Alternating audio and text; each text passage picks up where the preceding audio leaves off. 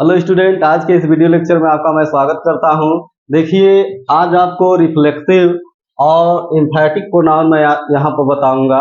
बहुत से स्टूडेंट जो हैं वो रिफ्लेक्सिव और एम्फैटिक प्रोनाउन में कंफ्यूज होते हैं कि किसको हम रिफ्लेक्सिव प्रोनाउन कहते हैं और किसको एम्फैटिक प्रोनाउन कहते हैं। तो देखिए स्टूडेंट, आज की इस वीडियो को देखने के बाद आपका जो रिफ्लेक्सिव और एम्फैटिक प्रोनाउन का जो कंफ्यूजन है वो हमेशा के लिए मैं समाप्त कर दूंगा, हमेशा के लिए दूर हो जाएगा।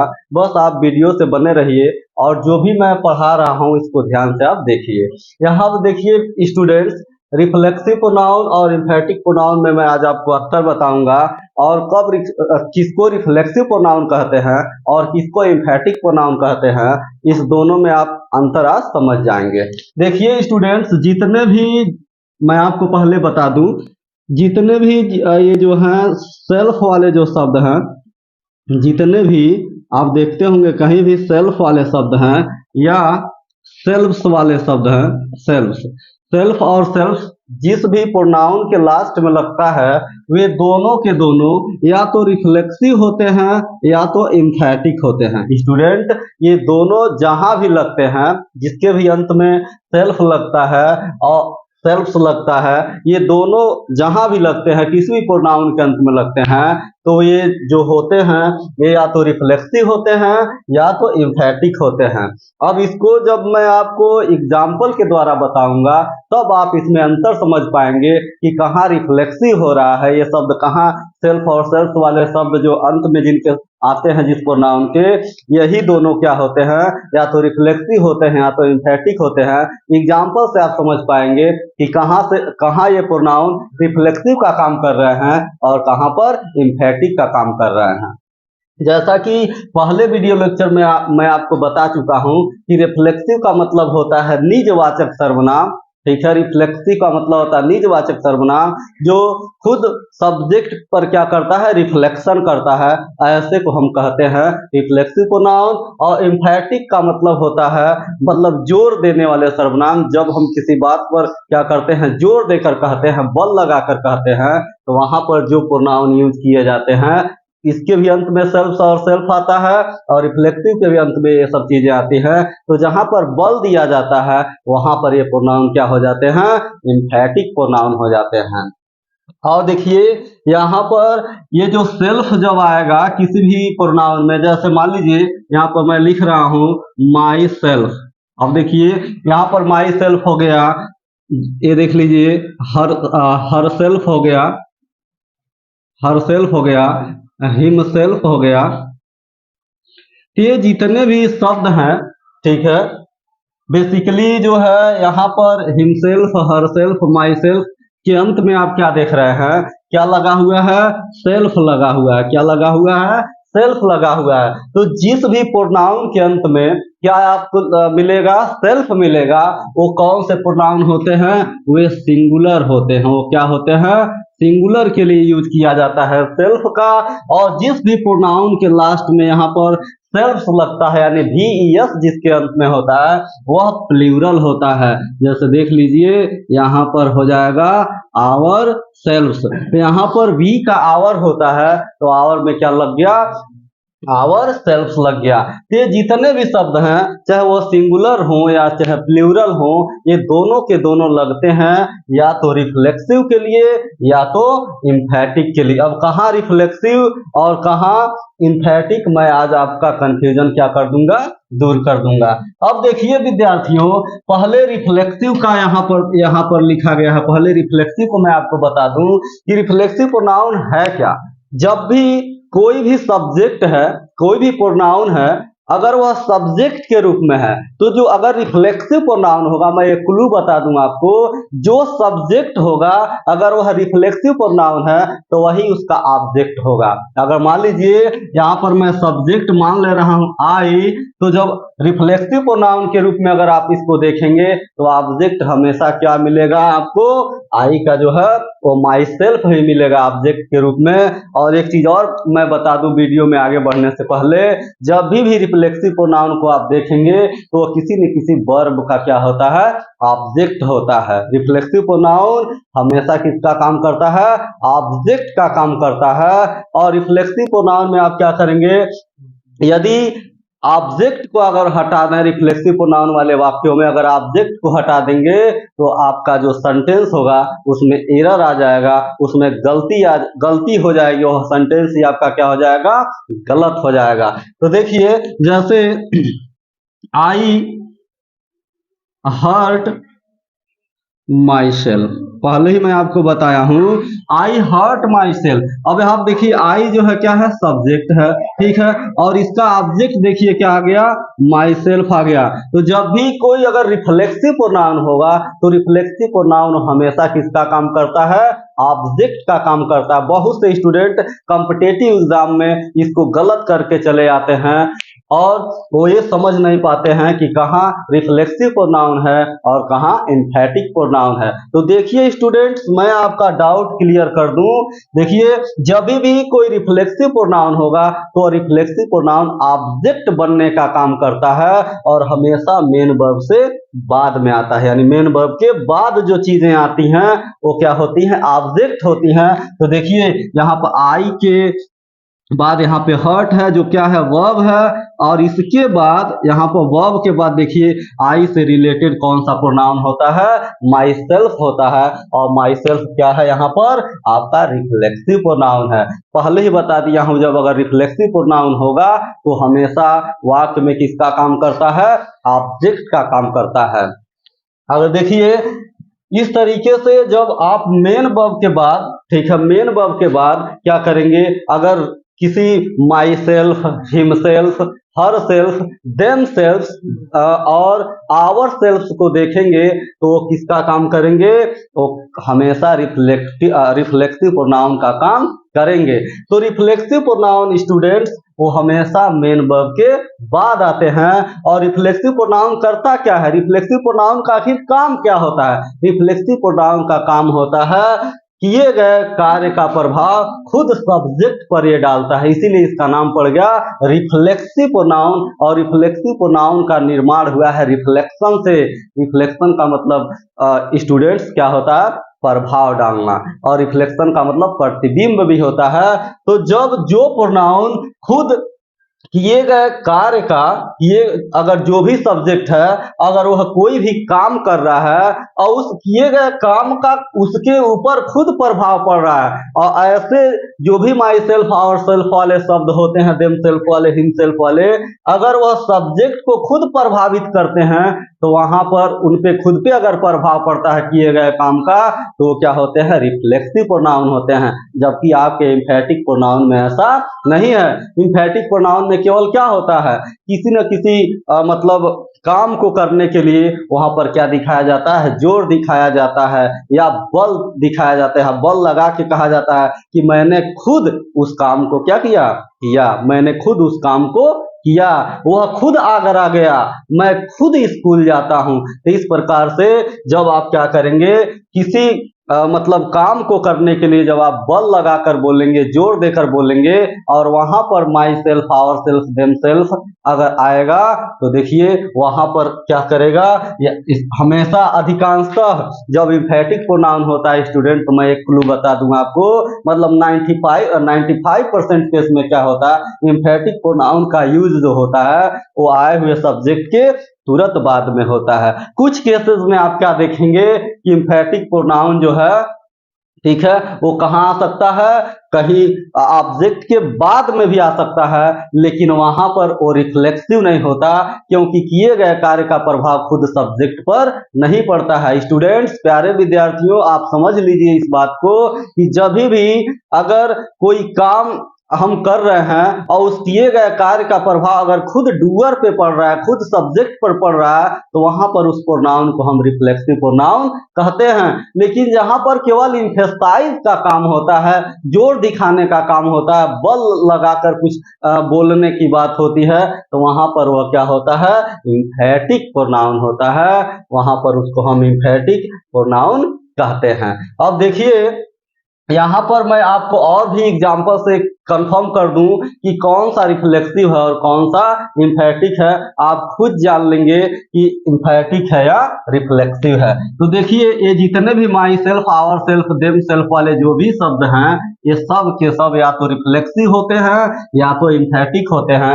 ये सेंटेंस बताता है कि मैं क्या हूँ, या तो मैं रिफ्लेक्सिव हूँ या तो इम्फेटिक हूँ, और कहाँ पर किस तरीके से यूज हुआ है किस सेंटेंस में, उसका स्ट्रक्चर क्या है, सेंटेंस बताता है कि वो प्रोनाउन जो है जितने भी सेल्फ और सेल्फ वाले हैं वो इम्फेटिक हैं कि रिफ्लेक्सिव हैं। तो अब देखिए एक एग्जांपल फिर से लिख रहा हूं, शी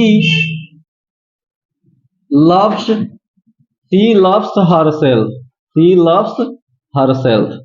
अब देखिए प्यारे विद्यार्थियों, शी लव्स herself, यहाँ पर देखिए इसका मतलब क्या, जितने भी इम्फेटिक प्रोनाउन होते हैं और रिफ्लेक्सिव प्रोनाउन होते हैं उनका हिंदी में क्या अर्थ निकलता है, खुद या स्वयं, खुद या स्वयं अर्थ निकलता है। इन सब चीजों का अर्थ क्या निकलता है, खुद या स्वयं। मतलब यहाँ पर देखिए शी लव्स herself, वह खुद को प्रेम करती है। वो प्रेम तो करती है लेकिन खुद को प्रेम करती है। देखिए प्रेम करने का जो रिफ्लेक्शन है, जो प्रभाव है, वो खुद किस पे पड़ रहा है, सी पे पड़ रहा है। इस प्रकार जितने भी मतलब ऐसे शब्द हैं जो हर सेल्फ के जैसे होते हैं, हिमसेल्फ के जैसे होते हैं, यानी himself, her self, your self, ठीक है, और जो भी इस तरीके के शब्द हैं, तो अगर वह शब्द वर्ब के बाद आ रहे हैं और खुद किए गए काम का प्रभाव किस पर छोड़ते हैं, डूअर पे, सब्जेक्ट पे छोड़ते हैं। और देखिए यहाँ पर जो सब्जेक्ट है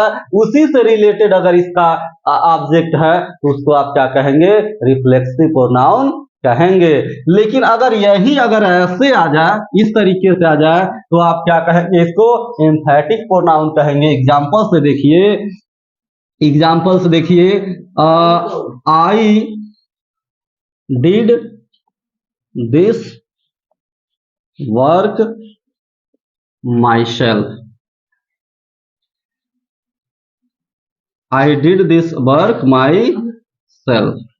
अब देखिए यहाँ पर I did this work my self. अब देखिए स्टूडेंट, बहुत से विद्यार्थी कंफ्यूज होते हैं कि इम्फैटिक प्रोनाउन जो है वो केवल सब्जेक्ट के तुरंत कहाँ आता है, बाद में आता है। विद्यार्थियों ऐसा नहीं है, इम्फैटिक प्रोनाउन कहीं भी आ सकता है। लेकिन एक चीज मैं बता दूं, रिफ्लेक्सिव प्रोनाउन क्या होता है, वो मेन वर्ब का ऑब्जेक्ट बनने का काम करता है, जबकि इम्फैटिक प्रोनाउन ऑब्जेक्ट बनने का काम नहीं करता। अगर सेंटेंस से मैं क्या करूं, रिफ्लेक्सिव प्रोनाउन को क्या करूं, हटा दूं, तो वहां पर वो सेंटेंस क्या होता है, गलत हो जाता है, उसमें एरर आ जाती है। लेकिन अगर मैं क्या करूं, अगर इम्फैटिक प्रोनाउन है तो इम्फैटिक प्रोनाउन को अगर मैं क्या करूं, वाक्य से अगर हटा दूं, तो वाक्य के केवल अर्थ में क्या होता है, डिफरेंस आता है, भिन्नता आता है, सेंटेंस में कोई मतलब एरर नहीं आता है। इतना जान लीजिए, नोट कर लीजिए, आप वीडियो को रिवाइंड करके समझ लीजिएगा। रिफ्लेक्सिव प्रोनाउन हमेशा क्या होता है, किसी न किसी वर्ब का ऑब्जेक्ट होता है, और उसके हटा देने से, अगर रिफ्लेक्सिव प्रोनाउन को अगर हम हटा दें तो वाक्य क्या हो जाता है, गलत हो जाता है, उसमें एरर आ जाती है, ग्रामर उसको इजाजत नहीं देता है। जबकि इम्फैटिक प्रोनाउन जो है, जो बल लगाने के लिए और जोर देने के लिए प्रयोग किया जाता है, उसको हटा देने से वाक्य के केवल अर्थ में अंतर आता है, वाक्य में किसी प्रकार की गड़बड़ी नहीं होती है, कोई एरर नहीं होता। इस बात को आप नोट कर लीजिए, समझ लीजिए कि रिफ्लेक्सिव प्रोनाउन हमेशा किसी न किसी सेंटेंस का ऑब्जेक्ट होता है, इम्फैटिक प्रोनाउन सेंटेंस का ऑब्जेक्ट नहीं होता है। रिफ्लेक्सिव प्रोनाउन को अगर हम हटा दें तो वाक्य क्या हो जाता है, रॉन्ग हो जाता है, गलत हो जाती है। लेकिन अगर इम्फैटिक प्रोनाउन को अगर हम वाक्य से हटा दें तो वाक्य के अर्थ में केवल अंतर आता है, वह क्या होता है, वह वाक्य गलत नहीं होता, सेंटेंस में कोई एरर नहीं आता है। You will not get any error in that sentence if I will remove emphatic statement from the sentence. मैं यदि सेंटेंस से अगर इम्फैटिक प्रोनाउन को हटा दूं तो वाक्य के केवल मीनिंग में, केवल अर्थ में अंतर आता है, वाक्य रॉन्ग यानी गलत नहीं होता है। जैसे देखिए मैं यहाँ पर लिखा था, I did this work my self, यानी मैंने इस काम को कैसे किया, खुद किया, स्वयं से किया। मैंने इस काम को स्वयं से किया, खुद से किया। लेकिन इस किए गए कार्य का जो प्रभाव है, यहाँ पर माई सेल्फ का प्रयोग हुआ है इम्फेसाइज करने के लिए, बल दिखाने के लिए, जोर दिखाने के लिए। यहाँ पर वो कह रहा है कि I did this work my self, यानी मैंने इस कार्य को खुद किया, कोई और नहीं किया। मैंने इस कार्य को खुद से किया, खुद किया। इसलिए यहाँ पर यह माई सेल्फ जो है, यह यहाँ पे आपका एम्फैटिक प्रोनाउन है। क्यों? क्योंकि यहाँ पर इम्फेसिजन का काम हो रहा है, एम्फेसाइज करने का काम हो रहा है। जबकि इस सेंटेंस को आप ऐसे भी लिख सकते हैं, कैसे लिख सकते हैं, I myself did this work, ऐसे भी हो सकता है और इस तरीके से भी हो सकता है। तो देखिए प्यारे विद्यार्थियों, आप इसको बहुत ही अच्छी तरीके से समझिए। इसमें 99% लोग क्या होते हैं, कंफ्यूज होते हैं। उनके समझ में नहीं आता कि कहाँ रिफ्लेक्सिव प्रोनाउन है और कहाँ एम्फैटिक प्रोनाउन है। तो आज मैं आपका जो कंफ्यूजन है वो हमेशा हमेशा के लिए उसको दूर करने वाला हूँ, दूर कर दूंगा। बस इसको आप ध्यान से देखिए कि मैं कहाँ क्या बता रहा हूँ। तो देखिए यहाँ पर I myself did this work, मैं खुद, देखिए यहाँ पे आ रहा है आई, मैं, माई सेल्फ का मतलब खुद या स्वयं। मैंने खुद इस कार्य को किया। दिस वर्क का मतलब इस कार्य, डिड का मतलब किया। मैं खुद स्वयं से इस कार्य को किया। तो क्या कर रहा, मैं खुद इस कार्य को किया। तो वहां पर क्या कर रहा है, इम्फेसाइज कर रहा, बल दिखा रहा है कि और कोई नहीं, मैं खुद इस कार्य को किया। तो इसको आप क्या कर सकते हैं, बहुत से स्टूडेंट का कंफ्यूजन होता है कि एम्फैटिक प्रोनाउन है तो क्या होगा, हमेशा सब्जेक्ट के बाद आएगा, ऐसा नहीं है। रिफ्लेक्सिव प्रोनाउन में तो मैं बता दूं, रिफ्लेक्सिव प्रोनाउन अगर है तो रिफ्लेक्सिव प्रोनाउन हमेशा सब्जेक्ट के ऑब्जेक्ट के बाद ही आता है। और वो ऑब्जेक्ट के बाद कर रहा है, वो ऑब्जेक्ट के स्थान पे ही आता है और वो ऑब्जेक्ट होता है। क्यों? क्योंकि वो मेन वर्ब के बाद आता है। जबकि एम्फैटिक प्रोनाउन जो है विद्यार्थियों, वो कोई जरूरी नहीं है कि वो प्रोनाउन जिस प्रोनाउन से संबंधित है उसी प्रोनाउन के तुरंत बाद आए। हो सकता है वाक्य के अंत में भी आ सकता है, कहीं भी आ सकता है। बस उससे किसका काम होता है, इम्फेसाइजेशन का काम हुआ, इम्फेसाइज करने का काम होता है, बल दिखाने का काम होता है, जोर दिखाने का काम होता है। और कोई जरूरी नहीं है कि ये सब्जेक्ट के तुरंत कहाँ है, बाद में आए, कहीं भी आ सकता है। लेकिन ये क्या करेगा, सब्जेक्ट के ऊपर कोई प्रभाव नहीं डालता है। प्रभाव कौन डालता है, रिफ्लेक्सिव प्रोनाउन डालता है। किए गए कार्य का प्रभाव खुद सब्जेक्ट पर पड़ जाता है तो वहां पर वो रिफ्लेक्सिव प्रोनाउन होता है। और किए गए कार्य का कोई प्रभाव सब्जेक्ट पे नहीं पड़ता है, बस वहां पर जोर या बल लगाकर उस वाक्य को, उस सेंटेंस को कह दिया जाता है, बोल दिया जाता है, तो वहां पर वह एम्फैटिक प्रोनाउन होता है। अगले कुछ एग्जाम्पल से मैं आपका जो कंफ्यूजन है और भी ज्यादा कुछ क्लियर करना चाहूंगा। देखिए अगर वाक्य ऐसे आ जाए,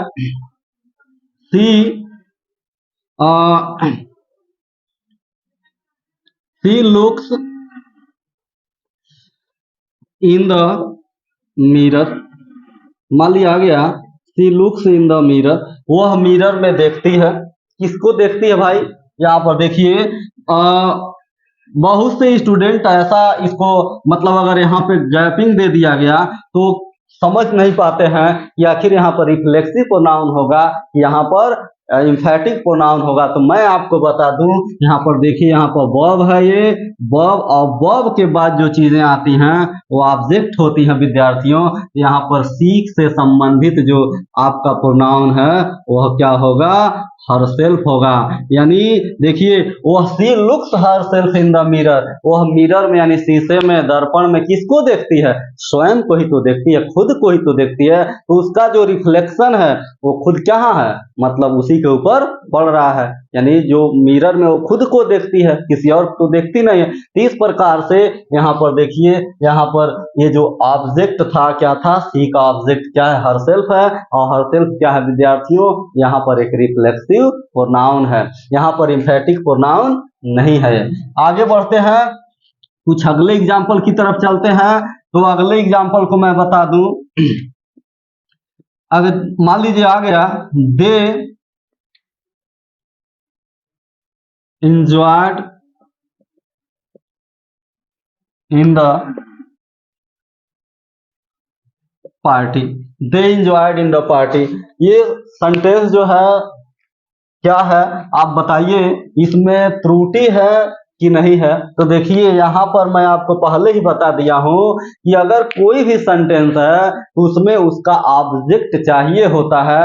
अगर मान लीजिए मेन वर्ब आया है, अगर कोई काम हुआ है तो काम कौन सा हुआ है उसको वहां पर मेंशन होना चाहिए, अन्यथा कोई भी प्रीपोजिशन वाक्य का ऑब्जेक्ट नहीं हो सकता।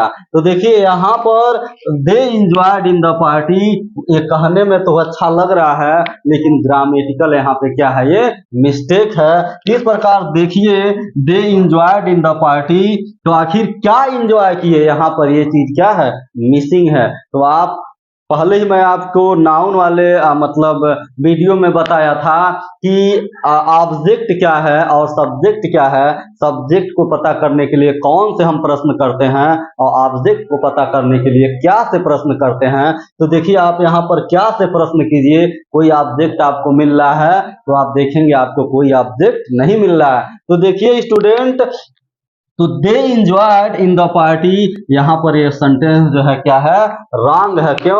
क्योंकि इस सेंटेंस में जो मेन वर्ब है इससे रिलेटेड कोई ऑब्जेक्ट नहीं है।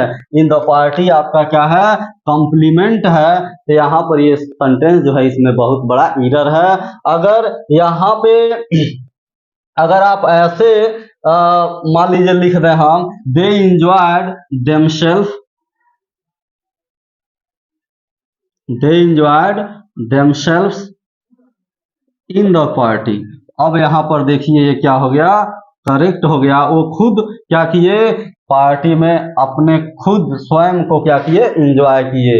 पार्टी में वो स्वयं को क्या किए, इंजॉय कीजिए। या और भी लिख सकते हैं, they enjoyed sweets, sweets in the party. तो आप देखिए स्टूडेंट, अगर कोई भी सेंटेंस है तो उसमें जरूर कोई ना कोई ऑब्जेक्ट रहेगा। अगर ऑब्जेक्ट के स्थान पे अगर ये सेल्फ्स और सेल्फ्स वाले शब्द आते हैं, इनको आप क्या कहेंगे, रिफ्लेक्सिव प्रोनाउन कहेंगे। जबकि एम्फैटिक प्रोनाउन क्या होता है, सब्जेक्ट के तुरंत बाद भी आ सकता है और वो कहीं भी आ सकता है, सेंटेंस में बाद में भी आ सकता है, लेकिन वो जो है वो एम्फैटिक प्रोनाउन होता है। और भी एग्जांपल मैं आपको बता दूं, जैसे he himself, he himself read this book, he himself read this book। अब देखिए इसका क्या मतलब है, वह खुद, कोई और नहीं, वह खुद, वह स्वयं इस किताब को क्या करता है, पढ़ता है। he himself read this book, he himself reads this book. तो यहाँ पर देखिए मेन वर्ब से पहले यहाँ पर हिमसेल्फ आया है, इसलिए यहाँ पर ये क्या है, एम्फैटिक प्रोनाउन है, एम्फैटिक प्रोनाउन है। और जो रिफ्लेक्सिव प्रोनाउन होता है वो किसी न किसी वाक्य का क्या होता है, ऑब्जेक्ट होता है। तो स्टूडेंट मैं अब यहाँ पर एक एग्जाम्पल लिख दे रहा हूँ, एक आध दो एग्जाम्पल लिख दे रहा हूँ और आप बताइएगा कमेंट बॉक्स में कि कहाँ रिफ्लेक्सिव प्रोनाउन है और कहाँ पर क्या है, एम्फैटिक प्रोनाउन है। मैं रिफ्लेक्सिव प्रोनाउन और एम्फैटिक प्रोनाउन को बहुत ही अच्छी तरीके से समझाने का भरसक कोशिश किया हूँ, आपको समझ में भी आया होगा कि कहाँ रिफ्लेक्सिव प्रोनाउन होता है और कहाँ एम्फैटिक प्रोनाउन होता है। पुनः मैं आपको बता दूं, again I would like to tell you what is reflexive pronoun and what one is emphatic pronoun. तो देखिए जब किए गए कार्य का प्रभाव सीधे डूअर पे पड़े, खुद पे पड़े, उसके ऊपर पड़े, जो काम वो कर रहा है वो उस किए गए काम का प्रभाव खुद सब्जेक्ट पे पड़े, प्रोनाउन पे पड़े, तो ऐसे प्रोनाउन को हम क्या कहते हैं, रिफ्लेक्सिव प्रोनाउन कहते हैं। और रिफ्लेक्सिव प्रोनाउन पहले से ही मैं बताता आ रहा हूँ वो हमेशा वाक्य का क्या होता है, ऑब्जेक्ट होता है। और रिफ्लेक्सिव प्रोनाउन को वाक्य में हटा देने से वाक्य का अर्थ क्या कहें, वाक्य ही क्या हो जाता है, गलत हो जाता है। लेकिन एम्फैटिक प्रोनाउन में ऐसा नहीं है। एम्फैटिक प्रोनाउन सब्जेक्ट के बाद भी आ सकता है, तुरंत बाद आ सकता है, ठीक है, और एम्फैटिक प्रोनाउन बाद में भी आ सकता है। लेकिन एम्फैटिक प्रोनाउन को हटा देने से वाक्य के अर्थ में केवल क्या होता है, अंतर आता है। सेंटेंस में किसी प्रकार का कोई एरर नहीं आता। तो देखिए यहाँ पर दो एग्जांपल मैं लिख दे रहा हूँ, आप बताइए कि क्या है, ये एम्फैटिक प्रोनाउन है कि रिफ्लेक्सिव प्रोनाउन है। मैं भी इसको बता दूंगा। तो देखिए ही हिमसेल्फ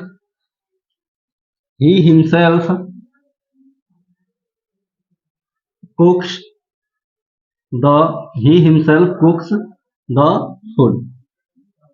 ये हो गया। दूसरा देख लीजिए, you love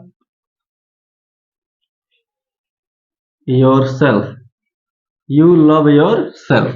अब बताइए इसमें, यहाँ पर देखिए, यहाँ पर हिमसेल्फ आया है और यहाँ पर योरसेल्फ आया है। तो यहाँ पर हिमसेल्फ कौन सा प्रोनाउन है और यहाँ पर योरसेल्फ कौन सा प्रोनाउन है, इसको मैं पहले ही बता दिया हूँ। देखिए जब भी प्रोनाउन के तुरंत बाद अगर उससे रिलेटेड प्रोनाउन आ गया हो, सेल्फ से जो रिलेटेड होता है, तो उसको आप क्या कहेंगे, रिफ्लेक्सिव प्रोनाउन नहीं कहेंगे, उसको आप एम्फैटिक प्रोनाउन कहेंगे। क्योंकि यहाँ पर क्या कहा गया है, ही हिमसेल्फ, वह खुद, ही हिमसेल्फ वह खुद, वह स्वयं क्या करता है, भोजन बनाता। वह स्वयं क्या करता है, भोजन बनाता है, कोई और नहीं बनाता है, वो खुद स्वयं भोजन बनाता है। ठीक है, लेकिन यहाँ पर देखिए मतलब मीनिंग क्या है, अलग है। यू लव योरसेल्फ, तुम खुद को प्रेम करते हो। तुम क्या करते हो, खुद को प्रेम करते हो। तो देखिए जो प्रेम करने का जो कार्य है, इसका प्रभाव किस पे पड़ रहा है, खुद उसके ऊपर पड़ा, किसी दूसरे के ऊपर नहीं पड़ा। जबकि यहाँ पर भोजन बनाने का कोई भी प्रभाव ही पर नहीं पड़ रहा है। यहाँ पर बस ये दिखा रहा है कि भोजन कौन बनाता है, वो खुद बनाता है, भोजन वह खुद बनाता है, लेकिन भोजन बनाने का प्रभाव उसके ऊपर नहीं पड़ रहा है। यहाँ पे एम्फेसाइज किया गया है, बल दिखाकर कहा गया कि हाँ वह खुद, ही himself go to market, he himself goes to school. ठीक है, लेकिन जब आप कहेंगे you love yourself, he loves himself, तो ये जो प्रोनाउन होते हैं यहाँ पर यह दो है, ये आपका क्या है, रिफ्लेक्सिव है। यहाँ पर यह रिफ्लेक्सिव है और यहाँ पर आपका ये रिफ्लेक्सिव हो गया, और यहाँ पर देखिए ये क्या हो गया, एम्फैटिक हो गया।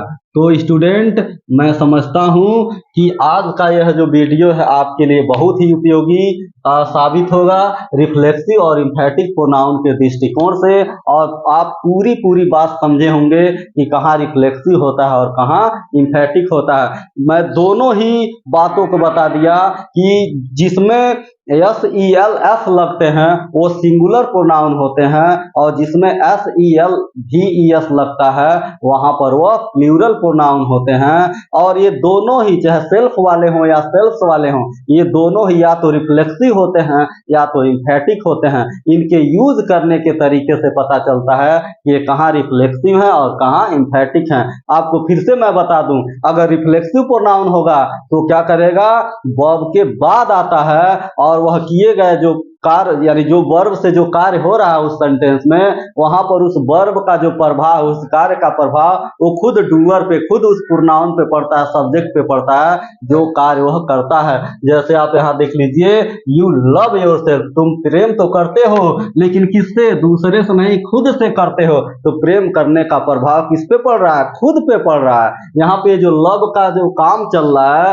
ये किस पे हो रहा है, खुद पे प्रभाव इसका पड़ रहा है, जबकि यहाँ पर ऐसा नहीं है। यहाँ पर देखिए रिफ्लेक्सिव प्रोनाउन जो होता है, रिफ्लेक्सिव प्रोनाउन हमेशा किसी न किसी वर्ब का ऑब्जेक्ट होता है, और उसको हटा देने से वाक्य में क्या हो जाता है, त्रुटि आ जाती है। जैसे यहाँ पर मैं लिखा था, यहाँ पर ऑब्जेक्ट नहीं था तो आपको ऑब्जेक्ट क्या करना पड़ेगा, देना पड़ेगा, क्योंकि कोई भी सेंटेंस अगर उसमें मेन वर्ब आया है, कोई भी काम हुआ है, तो कौन सा काम हुआ है उसका, उससे रिलेटेड ऑब्जेक्ट होना चाहिए। अगर आप ऑब्जेक्ट नहीं देना चाहते तो जो भी सब्जेक्ट है वहां पर उससे रिलेटेड आप क्या करेंगे, वर्ब के बाद कोई ना कोई रिफ्लेक्सिव प्रोनाउन लगा देंगे। तो रिफ्लेक्सिव प्रोनाउन ही क्या होता है, वाक्य का ऑब्जेक्ट होता है, जबकि एम्फैटिक प्रोनाउन वाक्य का ऑब्जेक्ट नहीं होता है। और एम्फैटिक प्रोनाउन को हटा देने से वाक्य के बस मीनिंग में अंतर आता है, वाक्य में कोई एरर नहीं होता है, कोई गड़बड़ी नहीं होती है। तो देखिए इसको भली भांति समझ लीजिए, इस बात को जो भी मैं बताया हूँ